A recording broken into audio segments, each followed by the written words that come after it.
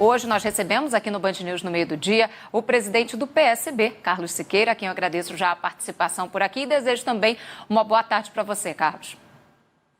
Boa tarde, Thaís, a você, aos seus ouvintes, seus espectadores. Boa tarde, Carlos. Bom, eu vou começar aqui exatamente. Boa tarde. Eu vou até buscar essa questão que foi aprovada ontem pelo Supremo das Federações. O PSB tem a intenção de se unir a outros partidos para apoiar um determinado candidato? O PSB admitiu participar do debate sobre a eventual celebração de uma federação com o PT, PCdoB e PV. Nós estamos participando do debate, estamos propondo normas, porque as normas que o PT propôs, nesses termos, não daria para fazer a federação, e estamos propondo uma série de alterações substanciais. Se elas forem aceitas, eu vou levar o assunto para o Diretório Nacional e ele vai decidir. Se não forem aceitas, não há o que fazer, né? Mas estamos apenas discutindo esse assunto e vamos ver no final se há acordo, se não há, e depois disso o órgão máximo do partido, entre o Congresso e outro, que é o Diretório Nacional, decidirá se ocorrerá ou não essa federação.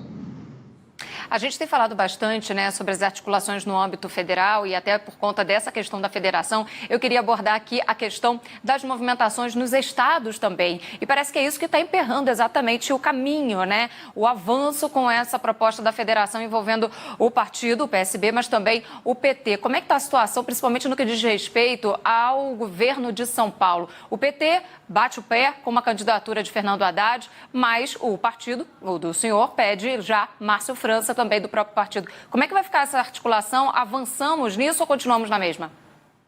Em primeiro lugar, esclareço que quem decide as candidaturas nos estados não é o Diretório Nacional, é o Diretório e o Congresso Estadual do partido. Nós, por outro lado, o Márcio, além de ser presidente do partido em São Paulo, ele é também um membro ilustríssimo e muito querido de todos nós no Diretório Nacional. Inclusive é o secretário nacional de Finanças há muito tempo, e tem uma folha de trabalho prestada ao partido enorme, e é um companheiro que nunca teve outro partido, é o único partido. Ele tem mais tempo no PSB do que tinha o doutor Miguel Reis e do que tem eu, que tenho 32 anos de PSB. Então, se ele quiser ser candidato, ele será candidato, eu já disse isso, ninguém vai impedir que ele seja candidato ao governo de São Paulo. Eu gostaria muito que ele fosse candidato, e ele só não será candidato se ele não quiser. O PT tem todo o direito de escolher o seu, já escolheu, e nós escolhemos o nosso. Então, isso não se discute. Ele querendo ser candidato, ele será. Então eu vou seguir Perdão, Carlos, pode seguir, desculpe. Não, há outras demandas que nós fizemos ao PT, porque nós já apoiamos o PT ao governo da Bahia, ao governo de Sergipe, ao governo do Rio Grande do Norte, que é reeleição, e ao do Piauí. Nesses estados, nenhum desses candidatos está em primeiro lugar nas pesquisas. Nós quer dizer, eu pessoalmente não me balizo com relação às pesquisas, porque as pesquisas são muito incertas, além de errarem muito. Basta ver aqui no mundo inteiro. Agora, a semana passada, as pesquisas diziam que a centro-direita poderia ganhar em Portugal no dia seguinte, na boca de urna. No dia seguinte, o Partido Socialista vai à maioria absoluta e continuará no governo. Aqui na eleição passada, a Dilma foi senadora até o dia da eleição. No dia seguinte, ela ficou em quinto lugar. As pesquisas nunca identificaram o crescimento do Witzel, que se elegeu governo do Rio, o crescimento do Zema, que se elegeu governo do segundo estado da Federação de Minas Gerais, e menos ainda de Santa Catarina, que era um simples bombeiro. Então, não é possível que a decisão se dê em função de pesquisa. A decisão se dá da precedência é da política. E nós, assim, já estamos apoiando 4 e queremos apoio do PT também aos nossos candidatos. Rio Grande do Sul, São Paulo, Pernambuco já está decidido, Rio Grande do Sul, São Paulo e outros estados. Então, é isso que nós estamos discutindo paralelamente à discussão sobre a federação. E, obviamente, que as decisões sobre isso terão reflexos, vão influenciar de forma reflexa na decisão de integrar ou não a federação, porque esses estados, sobretudo São Paulo, Espírito Santo e Pernambuco, têm uma grande representação no Diretório Nacional. Eu vou até fazer uma outra pergunta, mas eu vou me basear agora nessa sua última resposta em relação às pesquisas. Então, senhor, baseado nessa questão, o presidente Jair Bolsonaro também diz que as pesquisas erram muito, que ele não acredita no que está posto aí por todas as principais pesquisas que têm sido divulgadas, de que ele não teria uma diferença tão grande em relação ao ex-presidente Lula. O senhor acredita que essas pesquisas estejam erradas? Não, veja, eu acho que as pesquisas são uma referência, mas ganhar ou perder uma eleição depende de uma série de fatores. Qual é a composição que você consegue fazer, quantos partidos tem você, quanto tempo de televisão você tem, como vai ser o desempenho do candidato durante a campanha. Tudo isso pode alterar profundamente o resultado de pesquisa, sobretudo se elas são feitas nessa distância. Com relação à eleição presidencial, eu tenho a impressão que é uma avaliação que leva em conta diversos fatores, que o presidente Lula é, de fato, o candidato preferido e é o candidato que nós estamos trabalhando para apoiar. E precisamos também da compreensão deles. Não por causa das pesquisas, porque essas pesquisas eu não sei, eu não sou analisador de pesquisa, eu tenho outros fatores que me levam a concluir que ele é o candidato preferido do eleitorado hoje, mas o jogo sequer começou. Nós não sabemos exatamente quem o presidente Lula vai enfrentar na eleição presidencial. Seja lá quem for, nós vamos fazer uma escolha dele por uma razão política. Não é porque ele está na frente, não. Porque nós apoiamos Lula diversas vezes, 4 vezes que ele perdeu as eleições. Então, isso é um assunto de matemática, só baseado em pesquisa. Nossa precedência é a precedência da política. Se nós estivermos, e provavelmente estaremos com Lula, é por razões políticas, ideológicas e programáticas, e não por razões de pesquisa. Ele pode ter o voto que tiver na pesquisa, nós poderemos e queremos estar apoiando a candidatura dele.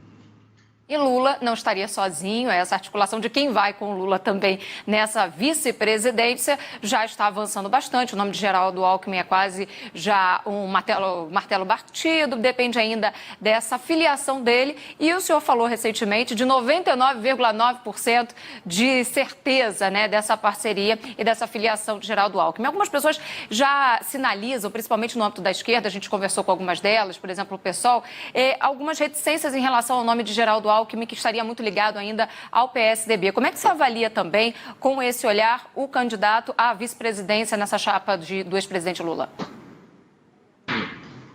Eu acho que essa ideia do Alckmin como vice-presidente, que foi ideia do ex-governador Márcio França, foi ideia brilhante no seguinte sentido. Não que Alckmin não tenha diferenças de visão de mundo e de vida do PSB. É porque o momento atual e a dificuldade dessa campanha talvez não esteja sendo assim aquilatada por um conjunto de pessoas que fazem política.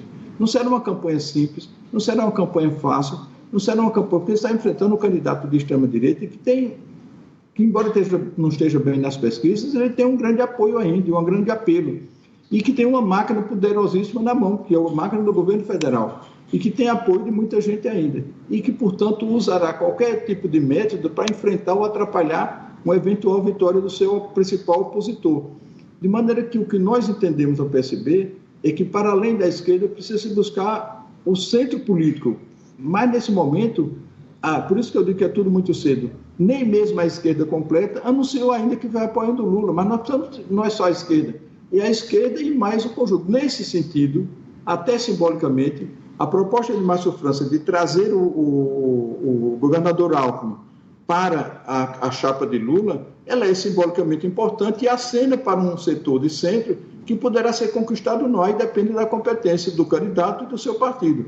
Então, nós queremos uma frente ampla. A frente ampla não pode se resumir à esquerda, nem essa mesma ainda anunciou, nenhum partido, o apoio a Lula oficialmente. Então, é preciso trabalhar nessa ideia de alargar os horizontes políticos, que a disputa não é esquerda-direita, a disputa é autoritarismo e democracia. Nós sabemos que o Bolsonaro é um cidadão de ideias extremadas e autoritárias, que não gosta da democracia, e nós precisamos restabelecer plenamente essa democracia. E, para isso, precisamos eleger um candidato que tenha um amplo apoio de diferentes setores e de muitos partidos, mas não apenas de partidos, de setores econômicos, de setores sociais, de setores importantes na sociedade que ele precisa ter um aceno para que se restabeleça um governo que respeita a democracia. Essa é a principal questão.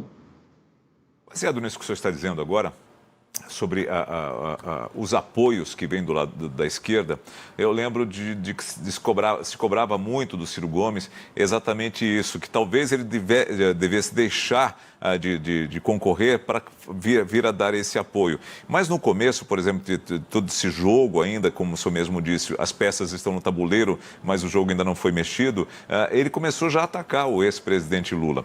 Então, essa seria uma questão. E a outra questão que eu queria lhe colocar é o seguinte, se fala dessa terceira via que, de certa forma, ainda não mostrou força. O senhor acredita que, baseado em tudo que o senhor falou, ela pode ainda demonstrar um certo fôlego e chegar a incomodar os dois principais oponentes? E eu vou além. O senhor acredita em um nome que poderia ser, de fato, uma terceira via? Boa. Porque o que a gente observa é uma pulverização, como já aconteceu em outras oportunidades. O senhor acredita que um nome conseguiria agregar uma força para brigar nessa luta?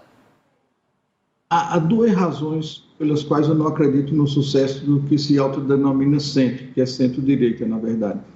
Primeiro, pela pulverização, pelas ambições pessoais, ao invés de um projeto desse segmento político ideológico na sociedade. Pois hoje tem 3 candidaturas e nenhuma delas tem mostrado densidade eleitoral capaz de ir ao segundo turno.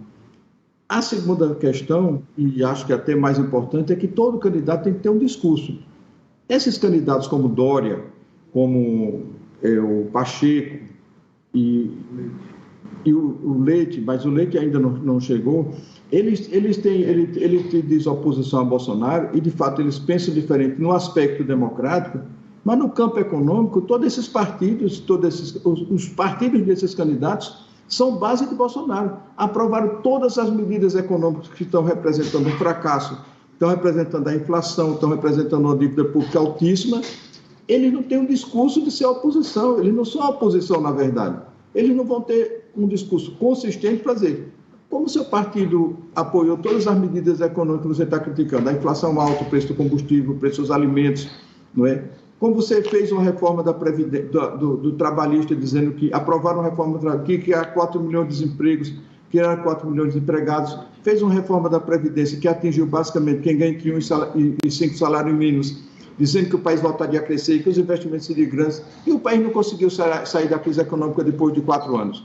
Então, isso é uma dificuldade adicional e muito importante, porque, sobretudo, o candidato tem que ter um discurso consistente que convença a população que essa situação que nós estamos vivendo do ponto de vista econômico e social, que é gravíssima, vai mudar, mas não pode mudar com as políticas. Ele já apoiou o Bolsonaro em todos esses aspectos, então tem essa dificuldade também. Agora, se surgir a candidatura, como o Kassab está tentando, a candidatura do governador Eduardo Leite, que perdeu a prévia para o João Dória, eu acho que talvez ele possa reunir essas 3 candidaturas em torno dele, com uma delas sendo vice, e aí eu acho que ele é a única pessoa capaz de surgir como alternativa, se o centro-direita estiver capaz de se unir em torno dele. Eu acho que ele é um candidato que poderá, não sei, mas eu vejo assim, que poderá surgir como uma alternativa concreta de tentar chegar ao segundo turno. A ver isto.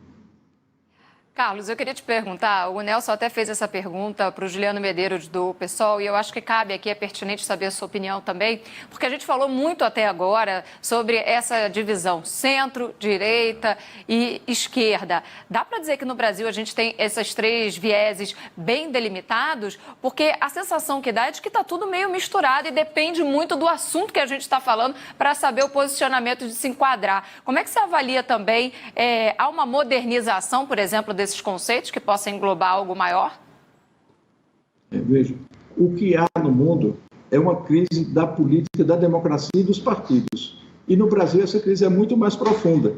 Por isso que nós do PSB estamos fazendo uma profunda autorreforma do nosso partido e propondo, a primeira proposta é fazer uma reforma política profunda, que o presidente Lula, com a capacidade, com o poder que teve, o capital político que teve em 2003, resolveu não fazê-la, não enfrentá-la. E por isso o desgaste e a necrose do sistema político brasileiro. Então, por que o Bolsonaro é presidente da República? Porque ele não derrotou o Haddad, Sol, o Ciro, a Marina e tal. Ele derrotou o sistema político por completo, sem tempo de televisão, numa seringa de aluguel. Convenhamos, né? Isso aí é uma derrota e está na cara que eu preciso fazer uma reforma política profunda, reduzir drasticamente esse número de partidos, de 33 partidos representados no parlamento, reduzir, mudar o sistema de governo, que eu acho que no nosso caso defendemos o parlamentarismo, fazer uma reforma profunda e procurar relegitimar a política. Por isso que a crise não é só dos partidos, não é só da política, mas é da própria democracia. E não é só no Brasil. Por que ressurgiu no mundo inteiro e no Brasil em particular a extrema-direita? E aqui no Brasil, mais gravemente, ela está no poder. E nos Estados Unidos esteve, a ponto de não respeitar a democracia. Veja a dificuldade dessa eleição. Nos Estados Unidos, que é uma democracia secular, houve a invasão do Capitólio. O que pode acontecer no Brasil? Será que estão pensando nisso? Daí eu acho, quando eu digo que essa eleição não deve ser esquerda ou direita, mas assim, derrotar Bolsonaro, ou seja, o fim do autoritarismo e a reintrodução da democracia, mas não para qualquer coisa, não apenas pelo poder, mas para fazer, primeiramente, essa reforma profunda e ampla do sistema político brasileiro para tentar relegitimá-lo e conectá-lo com as novas gerações, com um projeto nacional de desenvolvimento no âmbito econômico. O nosso país não entrou na quarta revolução industrial. Tem uma indústria em plena decadência. Por que não entramos na nova indústria, na economia criativa? Ou seja, nós estamos atrasados em muito. Não é apenas ganhar a eleição. A democracia só pode ser relegitimada com um projeto que a população seja beneficiada e passe a reconhecer a política como algo importante e fundamental nas suas vidas.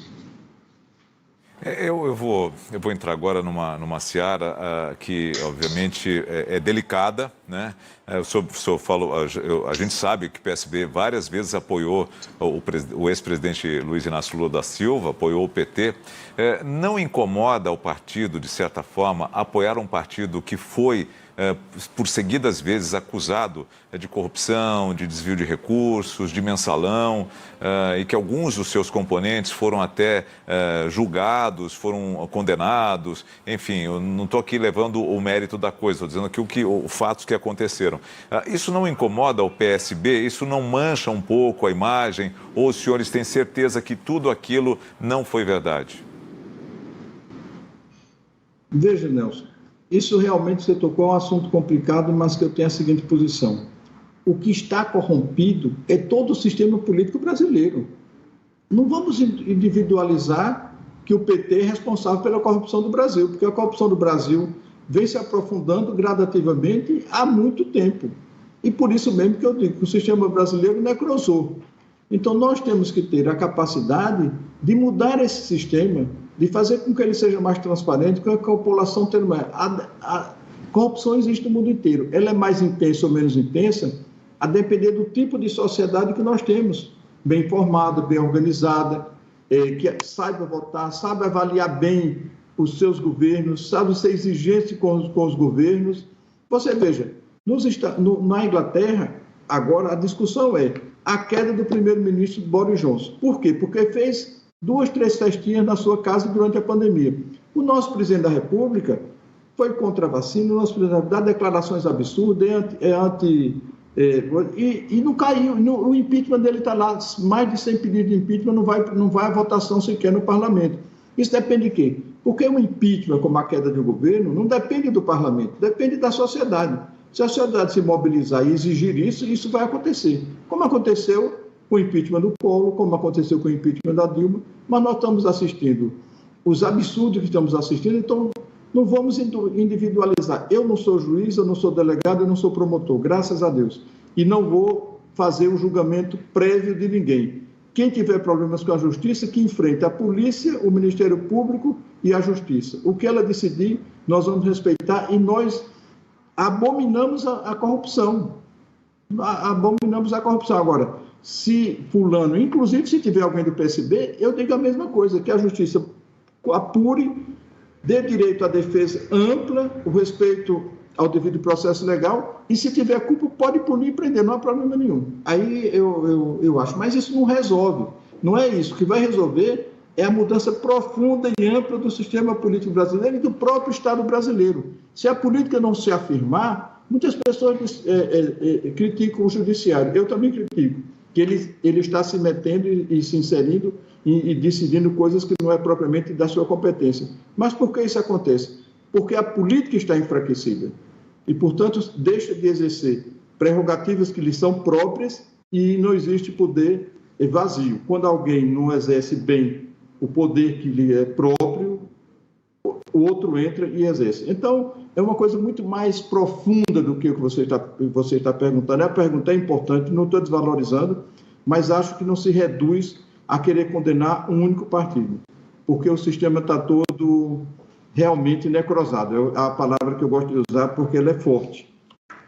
A gente tem 1 minuto, eu preciso te fazer uma pergunta depois de tudo isso que você disse. Você falou que o sistema está corrompido. Como é que você convence um eleitor a votar em candidatos, porque agora são nomes conhecidos, o ex-presidente com décadas de mandatos, né? O atual presidente, o presidente Lula também com uma carreira de muitos e muitos anos, de décadas aqui. Como que você convence, então, o eleitor a confiar nesses nomes que estão nesse sistema corrupto há tanto tempo? Nós vamos apresentar o nosso candidato. Estamos diante de uma tragédia política que é uma ameaça à democracia. Vamos tentar salvá-la. Por isso que vamos, provavelmente, tudo indica, estamos trabalhando para apoiar o ex-presidente Lula, que é o único que reúne as condições. Mas estamos dizendo o que acabamos de dizer. Não estamos fazendo isso achando que é Lula a salvação da pátria. Se não houver uma grande reforma profunda em todo o sistema político, uma renovação, uma modernização, não há democracia que se sustente com isso. Não é simples, o que você está perguntando é muito sério. É preciso que os políticos comecem a olhar e entender as novas gerações, as novas exigências, que a política não pode continuar funcionando como ela funciona, como se a população só tivesse o direito de votar a cada 2 ou cada 4 anos e não tivesse que ser relegitimada permanentemente. Então, sem essa mudança profunda, não é isso. Agora, quem vai convencer...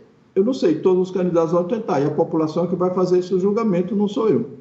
Vou fazer quando for da minha parte, mas eu acho que é importante que ela esteja atenta, que ela analise bem os candidatos e que ela exija mudanças mais profundas, tanto econômicas como sociais e, sobretudo, políticas, do seu sistema político necrosado, como eu sempre digo e repito.